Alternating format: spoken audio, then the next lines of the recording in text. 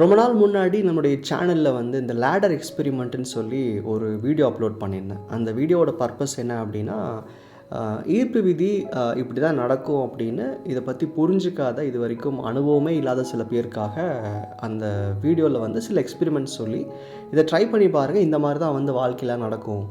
So இப்போது இந்த சின்ன முயற்சி நடக்கும்போது எல்லாமே கிடச்சிரும்ல அப்படிங்கிறத எக்ஸ்பிளைன் பண்ணியிருந்தேன். இது எதுக்குன்னா, புதுசாக வர்றவங்களுக்கு இதை பற்றி நான் புரிதல் கொடுக்கறதுக்கும், உண்மையிலேயே அது மேலே ஆர்வம் இருந்தால் முயற்சி பண்ணுறதுக்கு ஒரு ஹோப் கொடுக்கறதுக்கும் தான்.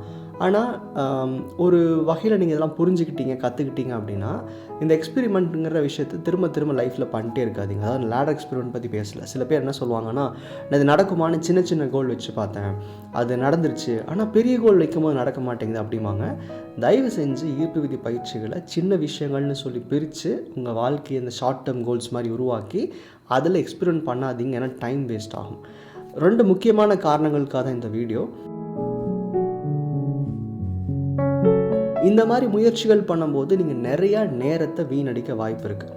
இப்போ நீங்கள் வந்து ஒரு 1000 ரூபாய் கிடைக்கிறதுக்கோ ஒரு 10,000 ரூபாய் கிடைக்கிறதுக்கோ இந்த பயிற்சிகளை நீங்கள் பயன்படுத்துகிறீங்க அப்படின்னா ஆப்வியஸ்லி நடந்துடும். ஏன், நம்ம இந்த மாதிரியான விஷயங்கள் வந்து நம்ம மனநிலையை பொறுத்த வரைக்கும் இது சின்ன விஷயம் அப்படின்னு நம்புகிறோம். நம்ம பிலீஃப்குள்ளே இருக்கிற விஷயங்களை நீங்கள் வந்து எக்ஸ்பெரிமெண்ட்டாக ட்ரை பண்ணும்போது, ஃபார் எக்ஸாம்பிள், நான் ஒரு காஃபி அட்ராக்ட் பண்ணுறேன், நான் இந்த பஸ் அட்ராக்ட் பண்ணுறேன், இல்லை வந்து எனக்கு இந்த பர்சன் ஃபோன் பண்ண அட்ராக்ட் பண்ணுறேன், இதெல்லாம் வந்து என்னென்னா அந்த சீக்ரெட் மூவியில் சொன்ன சின்ன சின்ன எக்ஸ்பெரிமெண்ட்டை வந்து இன்னும் நம்ம ட்ரை பண்ணிகிட்ருக்கிறோம். இதெல்லாம் பண்ணுறதுனால வாழ்க்கையில் என்ன மாறப்போகுது? ஒன்றும் மாறாது. அப்போ இந்த மாதிரி சின்ன சின்ன எக்ஸ்பெரிமெண்ட்லாம் ஜஸ்ட் பிகாஸ் நீங்கள் பார்த்த மூவிஸை வச்சோ நீங்கள் படித்த ஆர்டிகல்ஸை வச்சோ ட்ரை பண்ணிட்டே இருந்தீங்கன்னா டைம் வேஸ்ட் ஆகும். ஏன்னா இந்த ஒவ்வொரு விஷயமும் நடந்துடும் குயிக்காக. ஆனால் இதெல்லாம் வந்து எங்கே உங்களுக்கு புரிய ஆரம்பிக்கும்னா, உங்களால் அடைய முடியாத, இல்லை நீங்கள் அடைய பயப்படுற சில விஷயங்கள் இருக்கும். நம்ம பிக் கோல்ஸ்னு பிரிச்சிருப்போம் இல்லையா? இந்த ஸ்மால் அண்ட் பிக்ன்றது மோர் ஆஃப் சைக்காலஜி தான். அதாவது நம்ம இது சின்னது நம்புகிறோம், அதனால் சின்னதாக தெரியுது. இப்போது உங்களுக்கு சின்னதாக தெரிகிற விஷயம் எனக்கு பெருசாக தெரியலாம். சில பேர்த்துக்கு வந்து எவ்வளோ பெரிய விஷயத்தை வச்சாலும் இதெல்லாம் ஒன்றுமே இல்லைன்றவாங்க, based on their belief system. So doable நான் டூவபிள்ன்ற மாதிரி விஷயங்கள் இருக்கும் இல்லையா? அது எதில் வந்து உங்களுக்கு பண்ண முடியாது, எனக்கு இது வேணும், எனக்கு ஆசை இருக்குது, என் வாழ்க்கை மாறணும், ஆனால் அது கொஞ்சம் டஃப்பாக தெரியுது அப்படின்னு நினைக்கிறீங்களோ அந்த விஷயங்களை, அந்த பெரிய விஷயங்களை வந்து இலக்காக மாற்றிக்கோங்க. ஸோ இந்த மாதிரி சின்ன சின்ன எக்ஸ்பெரிமெண்ட்ஸ் பண்ணும்போது லைஃப் மாறுற மாதிரி தெரியும்.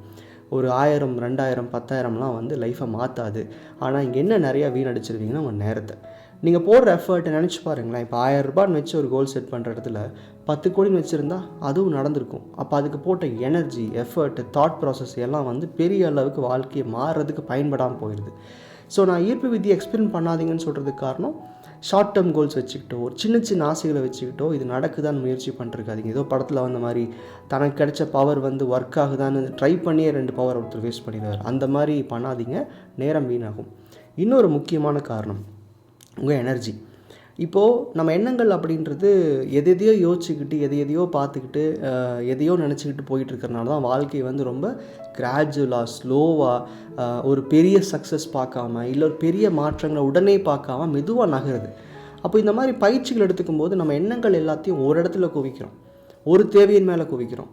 நம்ம எது முன்னாடி வந்தாலும் தட்டி விட்டுறோம். எனக்கு இது வேண்டாம், நான் அப்புறம் பார்த்துக்கிறேன், எனக்கு இது தேவையில்லை, எனக்கு இது என்னுடைய வாழ்க்கைக்கு சம்மந்தம் இல்லைன்னு சொல்லி ஒதுக்கி வச்சுக்கிட்டு நம்ம இந்த விஷயத்த பண்ணும்போது, நீங்கள் அந்த முயற்சிகள் எல்லாம் போய் ஒரு சின்ன தேவையின் மேலே அமைஞ்சதுன்னு வச்சுக்கோங்களேன், ஒரு ஷார்ட் டேர்ம் கோல் இல்லை ஒரு எக்ஸ்பெரிமெண்டல் கோல் அப்படின்ற அமைஞ்சதுன்னு வச்சுக்கோங்களேன், என்ன ஆகுதுன்னு நினச்சி பாருங்கள். கான்ஷியஸ்க்கு என்னவோ அதுதான் உலகம் நினச்சிக்குது. அந்த 1000, 2000, 10,000 இல்லை சின்ன ஒரு கோலை வச்சுப்பீங்க, அமௌண்ட்டை வச்சுப்பீங்க, இல்லை ஒருத்தரோட மனசு மாறணும்லாம் கோல் வச்சுருப்பீங்க. ஆனால் அது நிரந்தரமான மாற்றத்தை ஏற்படுத்துமானா கிடையாது.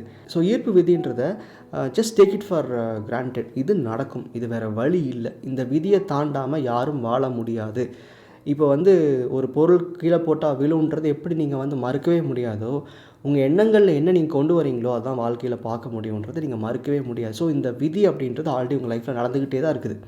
இந்த பயிற்சியெல்லாம் ஏன் அப்படின்னா, நான் எனக்குள்ளே ஏற்படுத்துகிற எண்ணங்கள் என்னுடைய வாழ்க்கைக்கு சரியான அவுட்கம் கொண்டு வர மாட்டேங்குது. அப்போது என் எண்ணங்களில் தப்பு இருக்குது, நான் சரியாக யோசிக்கல, இது நடந்துட்டு தான் இருக்குது. தப்பு நடக்குதுன்னா நான் தப்பு பண்ணுறேன், தப்பாக யோசிக்கிறேன். அப்போது என்னோடய எண்ணங்கள் எப்படி சரியாக வச்சுக்கிறதுன்றதுக்கான ஒரு தொடர் பயிற்சிகள் தான் இதெல்லாமே. So don't experiment anymore. Experiment பண்ணுறதுனால உங்களுடைய எனர்ஜி கண்டிப்பாக லூஸ் பண்ணுவீங்க, நேரத்தை லூஸ் பண்ணுவீங்க. ஒரு பெரிய வாழ்க்கை அடையிறதுக்கு உண்டான ஒரு பயிற்சியை கொண்டு போய் சின்ன சின்ன விஷயங்கள் மேலே இன்வெஸ்ட் பண்ணி டைம் வேஸ்ட் பண்ணாதீங்க. எப்போவுமே நம்ம பெரிய இலக்குகள்னு சொல்கிறது நம்ம பயப்படுற விஷயங்கள், நம்ம அதை அடைய மறுக்கிற விஷயங்கள், இல்லை ஏற்றுக்க முடியாத விஷயங்கள் எடுத்துகிட்டு வாங்க. லைஃப் ஆட்டோமேட்டிக்காக மாறும். அப்போ இந்த சின்ன விஷயங்களை ஃபோக்கஸ் பண்ண வேண்டியது இல்லையா, ஒரு சின்ன எக்ஸாம் பாஸ் பண்ண ஃபோக்கஸ் பண்ண வேண்டியது இல்லையானா கண்டிப்பாக ஃபோக்கஸ் பண்ணுவீங்க. ஆனால் அதுக்கான உந்துதல் இந்த பெரிய இலக்குகளுக்கான பயிற்சி செய்யும் போதே வந்துடும் அப்படின்றது தான். So don't waste your energy. நன்றி.